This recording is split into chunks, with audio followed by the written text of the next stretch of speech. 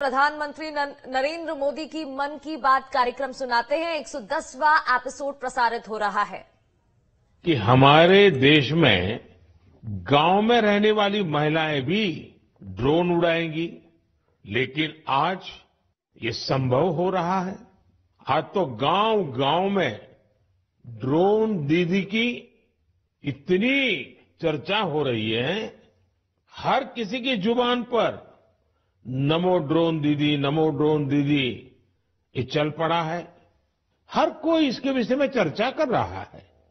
एक बहुत बड़ी जिज्ञासा पैदा हुई है और इसलिए मैंने भी सोचा कि क्यों ना इस बार मन की बात में एक नमो ड्रोन दीदी से बात की जाए। हमारे साथ इस वक्त नमो ड्रोन दीदी सुनीता जी जुड़ी हुई हैं, जो उत्तर प्रदेश के सीतापुर से हैं। आइए उनसे बात करते हैं। सुनीता देवी जी, आपको नमस्कार। नमस्ते सर। अच्छा सुनीता जी, पहले मैं आपके विषय में जानना चाहता हूँ, आपके परिवार के विषय में जानना चाहता हूँ। थोड़ा कुछ बता दीजिए। सर, हमारे परिवार में 2 बच्चे हैं, हमें हस्बैंड हैं, माता जी हैं मेरी। आपकी पढ़ाई क्या हुई Sunita ji? Sir BA final है। और वैसे घर में कारोबार वगैरह क्या है? कारोबार वगैरह खेती-बाड़ी संबंधित करते हैं, खेती वगैरह। अच्छा सुनीता जी, ये ड्रोन दीदी बनने का आपका सफर कैसे शुरू हुआ? आपको ट्रेनिंग कहाँ मिली? कैसे कैसे बदलाव क्या आया? मुझे पहले से जानना है। जी सर, ट्रेनिंग हमारी फूलपुर एफको में हुआ था, इलाहाबाद में, और वहीं से हमको ट्रेनिंग मिली है। तो तब तक आपने ड्रोन के विषय में सुना था कभी? सर सुना नहीं था, एक बार ऐसे देखे थे, कृषि विज्ञान केंद्र जो सीतापुर का है वहाँ पे हमने देखा था, पहली बार वहाँ देखा था हमने ड्रोन। सुनीता जी, मुझे ये समझना है कि मानो आप पहले दिन गए, जी पहले दिन आपका ड्रोन दिखाया होगा, फिर कुछ बोर्ड पे पढ़ाया गया होगा, कागज पे पढ़ाया गया होगा, फिर मैदान में ले जाके प्रैक्टिस, क्या क्या हुआ होगा? आप मुझे बस समझा सकती हैं पूरा वर्णन? जी जी सर, पहले दिन सर हम लोग जब गए हैं तो उसके दूसरे दिन से हम लोगों की ट्रेनिंग शुरू हुई थी। पहले तो थ्योरी पढ़ाई गई थी, फिर क्लास चले थे 2 दिन। क्लास में ड्रोन में क्या क्या पार्ट हैं, कैसे कैसे आपको क्या क्या करना है, ये सारी चीजें थ्योरी में पढ़ाई गई थी। तीसरे दिन सर हम लोगों का पेपर हुआ था। उसके बाद में फिर सर एक कंप्यूटर पे भी पेपर हुआ था, मतलब पहले क्लास चला, उसके बाद में टेस्ट लिया गया, फिर प्रैक्टिकल करवाया गया था हम लोगों का, मतलब ड्रोन कैसे उड़ाना है, कैसे कैसे मतलब आपको कंट्रोल कैसे संभालना है, हर चीज सिखाई गई थी प्रैक्टिकल के तौर में। फिर ड्रोन काम क्या करेगा वो कैसे सिखाया? सर ड्रोन काम करेगा कि जैसे अभी फसल बड़ी हो रही, बरसात का मौसम या कुछ भी ऐसे बरसात में दिक्कत होती, खेत में फसल में हम लोग घुस नहीं पा रहे हैं, तो कैसे मजदूर अंदर जाएगा, तो इसके माध्यम से बहुत फायदा किसानों को होगा और वहाँ खेत में घुसना भी नहीं पड़ेगा। हमारा ड्रोन जो हम मजदूर लगा के अपना काम करते हैं, वो हमारा ड्रोन से मेड़ पे खड़े होके हम अपना वो कर सकते हैं। कोई कीड़ा मकोड़ा अगर खेत के अंदर है, उससे हमें सावधानी भी बरतनी रहेगी, कोई दिक्कत नहीं हो सकती है। और किसानों को भी बहुत अच्छा लग रहा है सर, हमने 35 एकड़ स्प्रे कर चुके हैं अभी तक। तो किसानों को भी समझ है कि इसका फायदा है? जी सर, किसानों को बहुत संतुष्ट होते हैं, कह रहे बहुत अच्छा लग रहा है, समय का भी बचत होता है, सारी सुविधा आप खुद देती हैं, पानी दवा सब साथ साथ में रखती हैं, और हम लोगों को सिर्फ आके खेत बताना पड़ता है कि कहाँ से कहाँ तक मेरा खेत है, और सारा काम आधा घंटे में ही निपटा देती। तो ये ड्रोन देखने के लिए और लोग भी आते होंगे फिर तो? सर बहुत भीड़ लग जाती है ड्रोन देखने के लिए, बहुत सारे लोग आ जाते हैं। जो बड़े बड़े फार्मर्स लोग हैं वो लोग नंबर भी ले जाते हैं कि हम भी आपको बुलाएंगे स्प्रे के लिए। अच्छा, क्योंकि मेरा एक मिशन है लखपति दीदी बनाने का। अगर आज देश भर की बहनें सुन रही हैं, तो एक ड्रोन दीदी आज पहली बार मेरे साथ बात कर रही है, तो क्या कहना चाहेगी आप? जैसे आज मैं अकेले ड्रोन दीदी हूँ, तो ऐसी हजारों बहनें आगे आए कि मेरे जैसे ड्रोन दीदी वो भी बने, और मुझे बहुत खुशी होगी कि जब मैं अकेली हूँ, मेरे साथ में और हजारों लोग खड़े होंगे, तो बहुत अच्छा लगेगा कि हम अकेले नहीं, बहुत सारे लोग हमारे साथ में ड्रोन दीदी के नाम से पहचाने जाते हैं। चलिए सुनीता जी, मेरी तरफ से आपको बहुत बहुत बधाई। ये नमो ड्रोन दीदी ये देश में कृषि को आधुनिक बनाने का एक बहुत बड़ा माध्यम बन रही है। मेरी बहुत बहुत शुभकामनाएं। Thank you sir. Thank you. साथियों, आज देश में कोई भी क्षेत्र ऐसा नहीं है जिसमें देश की नारी शक्ति पीछे रह गई हो।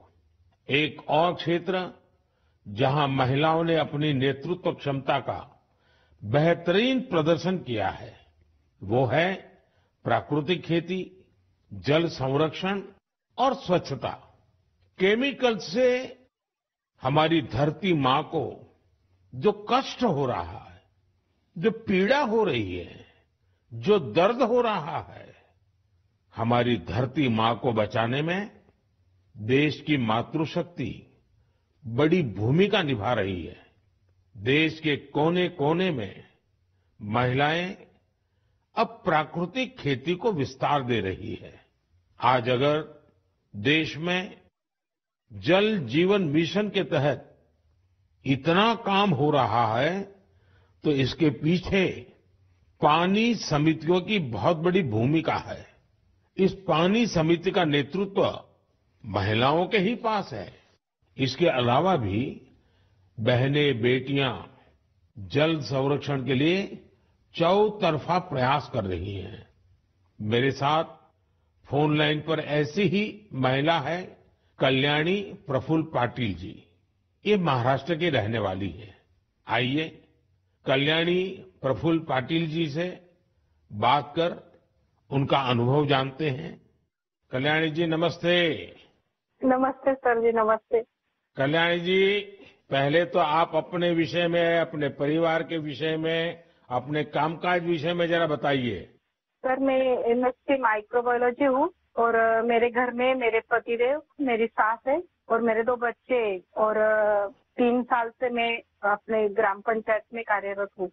और फिर गांव में खेती के काम में लग गई, क्योंकि आपके पास बेसिक नॉलेज भी है, आपकी पढ़ाई भी क्षेत्र में हुई है और अब आप खेती में जुड़ गई हैं। तो क्या क्या नए प्रयोग किए हैं आपने? सर हमने जो 10 प्रकार के हमारी वनस्पति है उसको एकत्रित करके उससे हमने ऑर्गेनिक फवारनी बनाया। जैसे कि जो हम पेस्टिसाइड वगैरह स्प्रे करते तो उससे पेस्ट वगैरह जो हमारी मित्र कीट रहती है वो नष्ट हो रहे हैं और हमारी सॉइल का पोल्यूशन होता है। जो सब केमिकल चीजें वो पानी में घुल मिल रही है, उसकी वजह से हमारे बॉडी पर भी हानिकारक परिणाम दिख रहे हैं। उस हिसाब से हमने कम से कम पेस्टिसाइड का यूज करके, तो एक प्रकार से आप पूरी तरह प्राकृतिक खेती की तरफ जा रही हैं।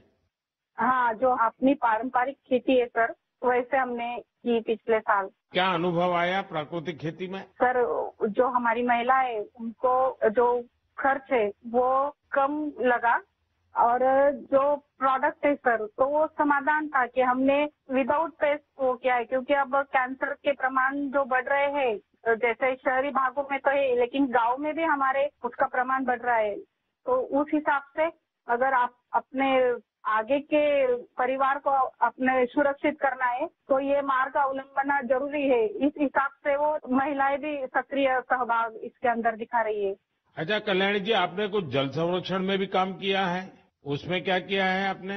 सर रेन वाटर हार्वेस्टिंग जो हमारे शासकीय जितने भी इमारतें जैसे कि प्राथमिक शाला हुई, आंगनवाड़ियाँ हुए, हमारी ग्राम पंचायत की जो बिल्डिंग है वहाँ के जो पानी है बारिश का वो सब इकट्ठा करके हमने एक जगह पे कलेक्ट किया हुआ है। और जो रिचार्ज शाफ्ट है सर कि बारिश का पानी जो गिरता है वो जमीन के अंदर पर्कोलेट होना चाहिए, तो उस हिसाब से हमने 20 रिचार्ज शाफ्ट हमारे गांव के अंदर किए हुए हैं और 50 रिचार्ज शाफ्ट का सैंक्शन हो गया है और जल्दी ही उसका भी काम चालू होने वाला है। चलिए कल्याणी जी, आपल्याशी बोलून खूप आनंद झाला। तुम्हाला खूप खूप शुभेच्छा। सर धन्यवाद, सर धन्यवाद। मलाही तुमच्याशी बोलून खूप खूप आनंद झाला। म्हणजे माझ्या आयुष्याचं संपूर्ण सार्थकी लागलं माझं जीवन असं मी समजते। बस सेवा करा। चलिए, आपका नाम ही कल्याणी है तो आपको तो कल्याण करना ही करना है। धन्यवाद जी, नमस्कार। धन्यवाद सर, धन्यवाद।